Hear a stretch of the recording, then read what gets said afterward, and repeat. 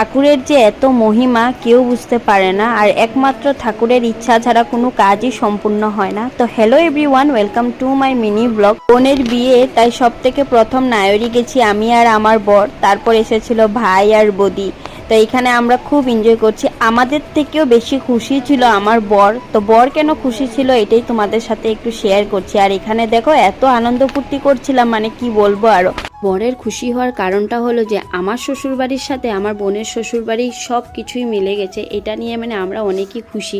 তা কী কী মিলেছে এটাই আমি তোমাদের সাথে শেয়ার করছি। এক নম্বর হলো আমাদের টাইটেল, আমাদেরও শ্বশুরবাড়িতে মজুমদার, আমার বোনের শ্বশুরবাড়ি মজুমদার। 2 নম্বর হলো আমার বোনের বর হলো যেহেতু ড্রাইভার, আর আমার বড় হলো ড্রাইভার। 3 নম্বর মিলেছে ওদের 2 ভাই, আমাদেরও 2 ভাই। 4 নম্বর হলো আমার বোনের বর সব থেকে বড়, এইদিকে আমার বড় সব থেকে বড়। 5 নম্বর হলো আমরা যেহেতু অনুকূল ঠাকুরের দীক্ষিত, এদিকে আমার বোনের শ্বশুরবাড়িও কিন্তু অনুকূল ঠাকুরের দীক্ষিত, আর আমার বোন কিন্তু বিয়ে না হওয়ার আগেই কিন্তু ও দীক্ষা নিয়েছিল। তো এটা যদি ঠাকুরের কৃপা না হয় তা হয় বলো, ঠাকুরের কৃপা বলে আজকে সম্পর্কটা ওখানে হয়েছে, এটা নিয়ে আমরা অনেক গর্বিত। জয় গুরু।